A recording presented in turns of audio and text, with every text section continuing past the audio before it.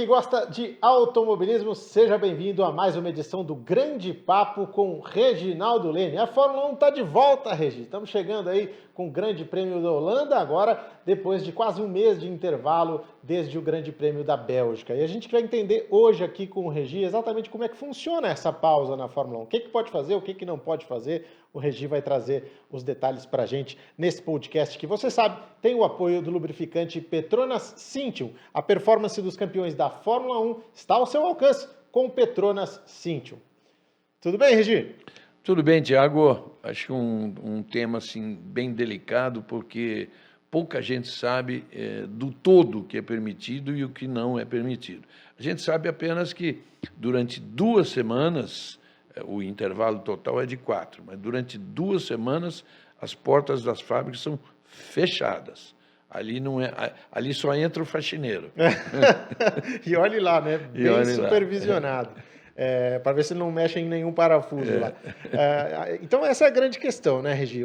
A primeira questão da regra são 14 dias obrigatórios que a fábrica deve permanecer fechada. É isso? Nesse intervalo, por exemplo, aí que a gente teve de 3 semanas, então a equipe pode até trabalhar um pouquinho para arrumar um carro ou outro que volte danificado de uma etapa, alguma coisa assim, e aí ela escolhe em que momento ela vai parar esses 14 dias no intervalo, certo? Certo, são 14 dias que ela escolhe, podendo ser os primeiros 14 dias das férias ou os últimos 14. Né? A grande pergunta que eu faço, Tiago, eu já tive pilotos que me disseram, não, eles não trabalham. É o seguinte, você é um engenheiro, você é um Adrian Newey, você vai para sua casa e vai ficar descansando, tomando suco de laranja? Não, né? Você vai ficar desenhando.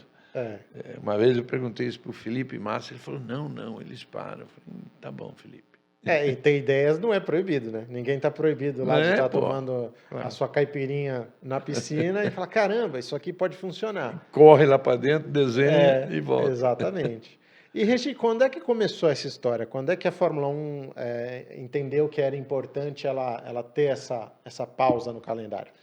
Eu acho que foi exatamente quando o calendário de corridas aumentou muito, né? E principalmente saindo da Europa, né? A Europa sempre foi o centro da Fórmula 1, tinha 9 GPs. Você vê que hoje isso é menos da metade dos GPs que acontecem no ano todo. E as viagens são mais longas, claro. Eu imagino, Tiago, se para um engenheiro, se para uma repórter, tipo a Mariana Becker, e ela fala isso com a gente, cara, meio do ano, já não estou aguentando. Você imagine um mecânico que mora lá no interior, mora em Oxford, no interior da Inglaterra, luta com as dificuldades normais da vida de um cara que tem um salário razoável, porque na Inglaterra nós não estamos falando de Brasil, então, razoável, mas apenas o suficiente para viver. E esse cara fica distante da família, no mínimo 20 dias por mês. Sim. Né? A dificuldade que um cara desse enfrenta, ou sei lá quantos casamentos já foram desfeitos. Acaba conhecendo mais o pessoal da Fórmula 1 do que a própria família. Exatamente. Então, isso começou exatamente nessa época. Essa prática teve início, na verdade, em 2001, né, com as corridas e viagens parando por 2 ou 3 semanas no meio do ano. Mas ainda era permitido trabalhar, não tinha Sim. Não fechavam as Era portas. um relaxamento de calendário, mas nada restrito em regulamento, né? Exatamente, quem estivesse atrás no campeonato ia trabalhar, o cara que estava na frente ia para a Costa Azul. Aí a FIA transformou essa pausa em regra em 2014, né? Com um controle rígido das atividades das equipes. O item passou a fazer parte do regulamento desportivo, assegurando que seja um período de parada total e com punições previstas para quem descumprir. Hoje eles têm fiscais, né? Como a gente vê um fiscal, por exemplo, de um estabelecimento comercial Então, a FIA tem fiscais, vão lá até a fábrica, tem acesso à fábrica, tem acesso aos computadores. Então, é assim que eles conseguem fazer esse controle que está em curso aí desde 2014, né, Regi? Curioso você ter citado o caso da Mariana Becker, porque me veio aqui na mente um outro caso que eu acho que você se lembra bem. Eu ouvi recentemente no podcast Beyond the Grid, da Fórmula 1, uma entrevista do Jack Stewart, em que ele diz que um dos motivos dele parar foi que quando ele decidiu fazer as corridas também nos Estados Unidos, que ele participou lá de provas de Canã e tal, ele começou a ver que eram muitas viagens conciliando com o calendário da Fórmula 1 e que não estava mais legal, que ele não estava mais confortável com aquilo e decidiu ainda durante o ano que seria a última temporada. E imagine um piloto com essa mentalidade hoje, porque a gente está falando isso, de um campeonato que tinha 15, 16 corridas. Hoje, com 24 provas. Tinha 15, 16, ele devia correr mais umas 4 ou 5 na Canã. E já era muito. Já era muito. Hoje você vê um piloto de Fórmula 1 fazer 23 corridas, 23 grandes prêmios, disputar 5, 6 WEC, disputar Le Mans, que é o WEC, mas enfim, Le Mans, e ainda se bobear. Tudo que o contrato permitir, os caras vão tentar fazer. Agora, Regi, especificamente na questão de regulamento, para a gente entender melhor aí. A fábrica está fechada, legal, mas a gente sabe que tem coisas que eles podem também fazer durante esse período. A gente mesmo falou aqui, ideias não vão parar de surgir. Então, o que não pode e o que pode? Bom, não pode, eu estou lendo aqui porque é muito rigoroso. Não pode atuar nas áreas de desenho, desenvolvimento ou produção de peças, né? Planejamento ou realização de reuniões, o uso do túnel de vento, claro. Que já é controlado também, tem limite, né? Tem limite também, porque a gente sabe que hoje em dia com o limite, o teto de gastos, determinada equipe que já foi punida, por exemplo, no ano anterior, vai poder usar menos túnel de vento do que as outras, e não só túnel de vento, também o CFD, que são os computadores. E montagem e desmontagem do carro. Você não pode pôr a mão no carro, né? Por outro lado, o que pode?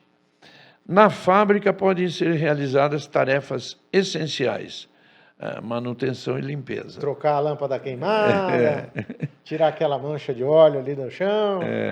Vai lá um Steve Horner vestido de faxineiro, tá, aquela coisa.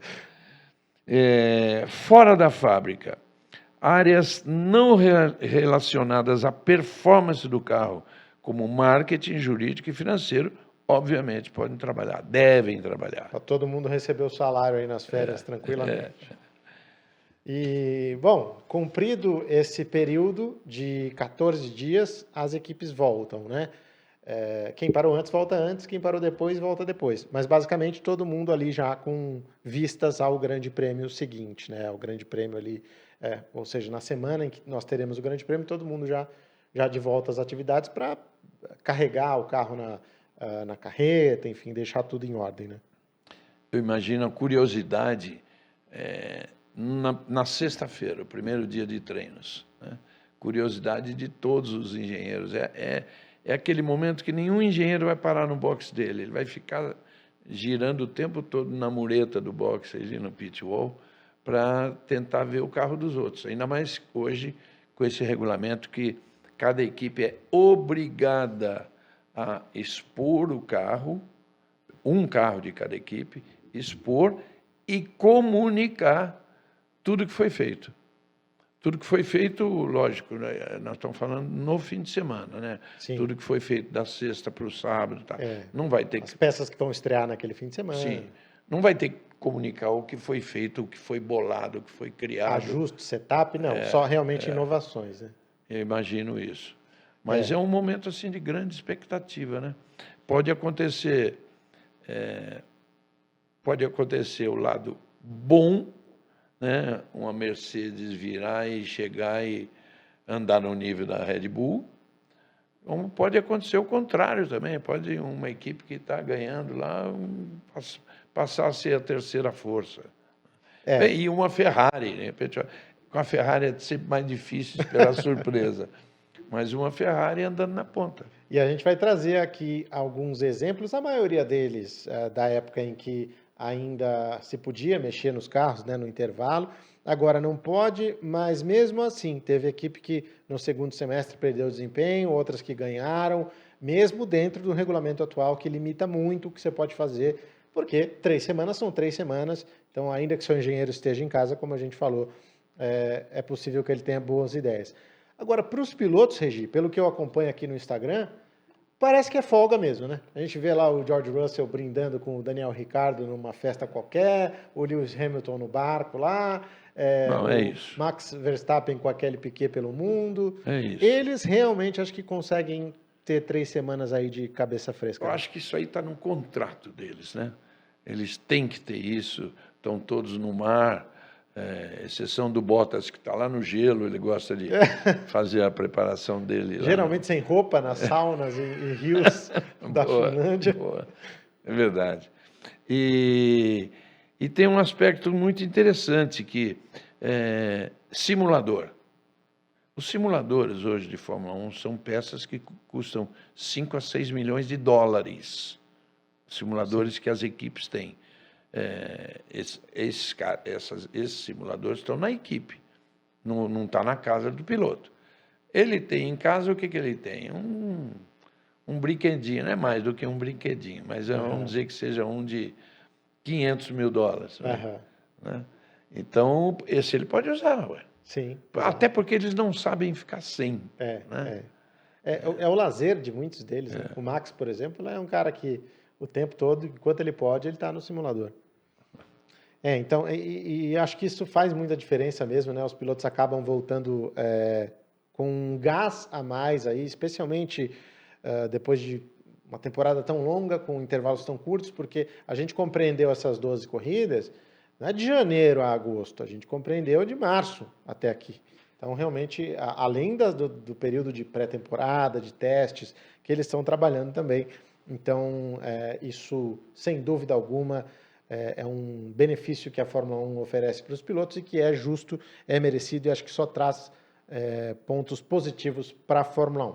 Está curtindo aqui com a gente o podcast Grande Papo com o Reginaldo Leme, que você sabe, tem o oferecimento do lubrificante Petronas Cintium. Mais desempenho para o seu carro, mais economia para você.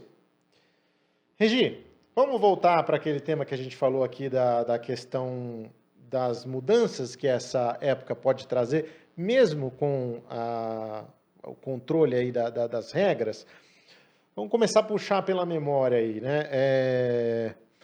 Acho que Mercedes, o ano passado, é um bom exemplo, né? Pós-férias, deu um up. Deu um up e um up que acabou sendo positivo como resultado e negativo como consequência, né?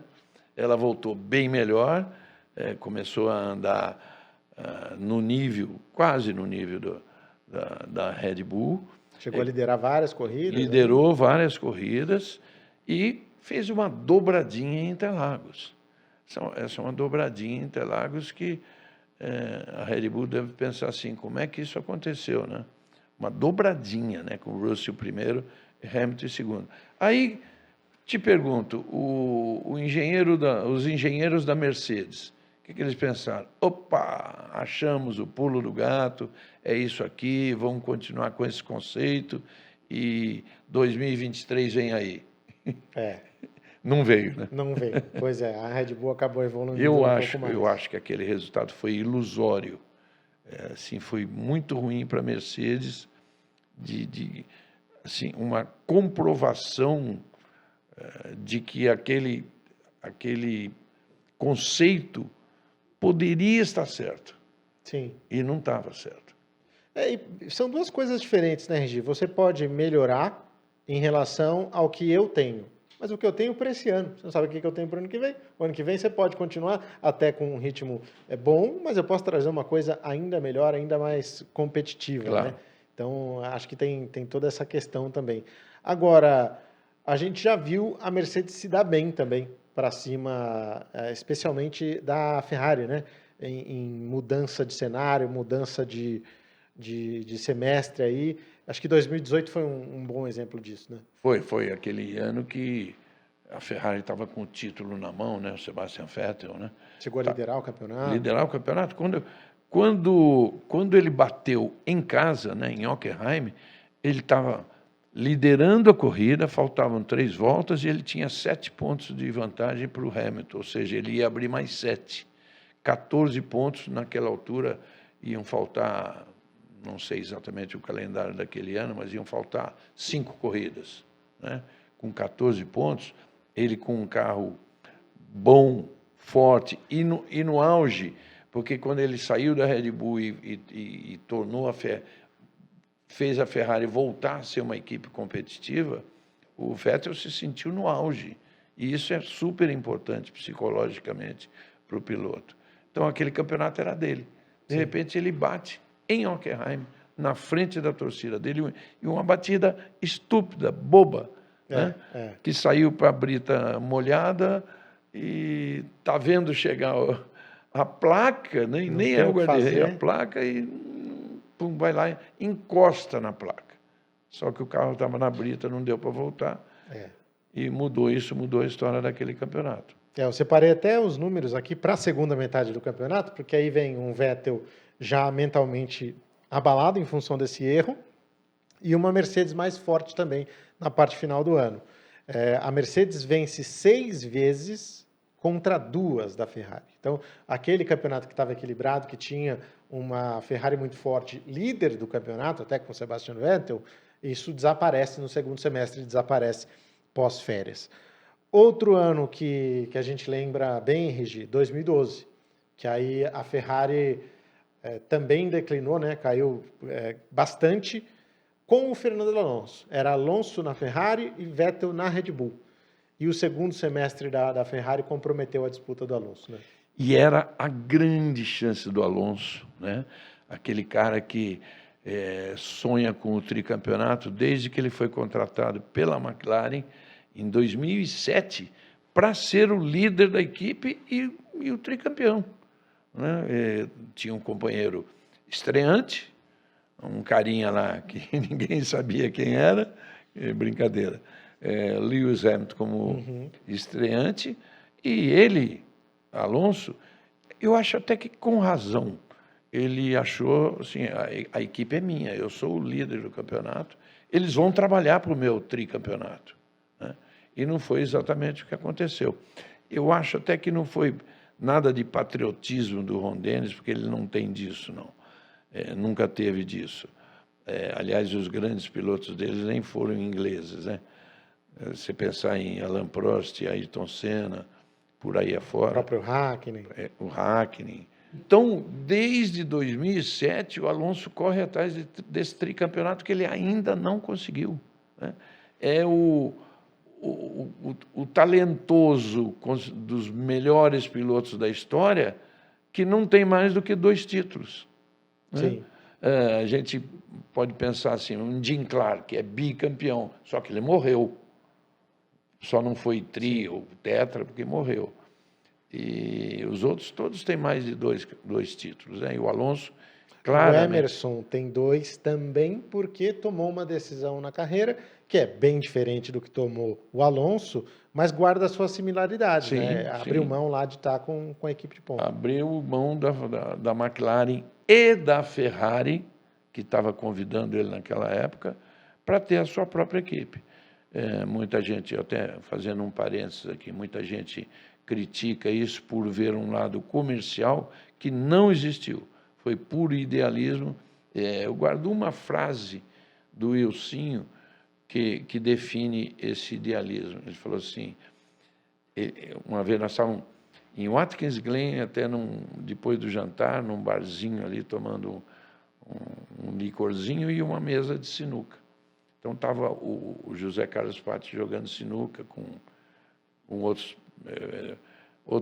pilotos que todo mundo ficava naquele... Era um tipo de um motel plano, né? E o Wilson falou para mim assim, você sabe quem vai se dar bem com isso tudo? Não fui eu, não será o Emerson, mas será uma geração de pilotos brasileiros, a começar por aquele ali, que apontou José Carlos Patti. Então, ele falava, a frase era, não importa o piloto, a gente quer ver o nome Fittipaldi Brasil na Fórmula 1 para o resto da história. E está, essa é a boa notícia. Está, independentemente da equipe ter fechado as portas, o nome Fittipaldi está lá e cumprindo muito bem o seu papel. Regi, voltando ali para 2012, eu queria passar os números aqui que demonstram isso que a gente falou, de que a Red Bull voltou melhor das férias. Ela ganhou 4 corridas, enquanto a Ferrari não ganhou nenhuma depois das férias. Eu me lembro até que nesse ano você chegou a ter uma entrevista exclusiva com o Fernando Alonso aqui em São Paulo, e ele disse uma coisa bem do jogo do Alonso, né? Mas que também faz parar para pensar. Ele dizia que a Red Bull ali naquele segundo semestre estava tão boa que se fosse o Hamilton e não o Vettel, ele já não tinha mais chances. Então, assim, uma espetada no adversário, Claro. mas também que demonstra o quanto a Red Bull estava rápida. Claro, em outras oportunidades ele fez questão de dizer que o Vettel não estava no nível dele e do Hamilton. Uhum. Ele fazia questão disso. E acho que tem razão, né? acho que tem razão. Não é nada, e não é nenhum demérito para o Vettel. Não. Regi, agora vamos falar do domínio da Mercedes AMG Petronas, aí os 8 títulos consecutivos que ela conquistou de mundiais de construtores. Eu tenho para mim, e pelas entrevistas que a gente acompanha, que tudo isso começou com uma ascensão e com a chegada do Lewis Hamilton em 2013. E com um comprometimento de, no segundo semestre de 2013, não pensar mais naquele ano, pensar só no seguinte. Acho que isso foi decisivo também, né? Foi um momento em que as férias também fizeram diferença. Sim, 2013 a Red Bull chegou a se assustar na primeira parte do campeonato, quando apareceu a Mercedes andando razoavelmente bem, mas a Mercedes foi uma coisa muito inteligente. No momento em que ela falou assim, estamos achando o caminho, vamos pensar no carro de 2014, por quê? Porque vinha um motor híbrido, ia mudar completamente o regulamento, e ela foi a primeira a se preparar com o motor híbrido. O resultado foi isso que a gente viu, títulos um atrás do outro. Ela teve algumas vitórias ali do Rosberg, depois vem a primeira vitória do Hamilton na Hungria, e aí a Red Bull vai para as férias de verão. Naquela época, podia-se trabalhar no carro com receio de ter tido uma perda de desempenho em relação à Mercedes. E ela passa a trabalhar fortemente nesse carro, enquanto a Mercedes simplesmente desligou a questão 2013, começou a pensar em 2014, e assim ela colheu os frutos desse trabalho maravilhoso. Agora, Regi, estamos chegando aqui no nosso final do grande papo com o Reginaldo Leme. Eu acho que também é importante destacar que essa pausa no calendário é uma pausa que está em regulamento para as equipes, para os pilotos, mas que também é benéfica para todo mundo, né? Todo mundo consegue dar uma relaxada um pouco mais aí nesse período sem Fórmula 1, né? Eu acho que o torcedor não vai o torcedor não vai concordar com você. Os profissionais, eu digo, no ambiente. Mas para nós profissionais, eu acho que você tem razão. Cria uma expectativa agora. Eu estou ansioso por essa volta. O que vai acontecer? Quem vem na frente? Vai dar alguma reviravolta? A única coisa que eu tenho certeza é que a Red Bull não vai cair. No máximo, ela pode se manter e as outras subirem o suficientemente para tornar o campeonato mais interessante. A gente torce por isso. É isso, torcemos por isso e vamos chegando aqui ao fim de mais essa edição do Grande Papo com o Reginaldo Leme. Lembrando sempre, esse podcast tem o apoio do lubrificante Petronas Cintium. A performance dos campeões da Fórmula 1 está ao seu alcance com o Petronas Cintium. Obrigado, Regi, já estou ansioso também para o nosso próximo papo aqui. Boa. Um abraço. Tchau, tchau. Valeu, galera.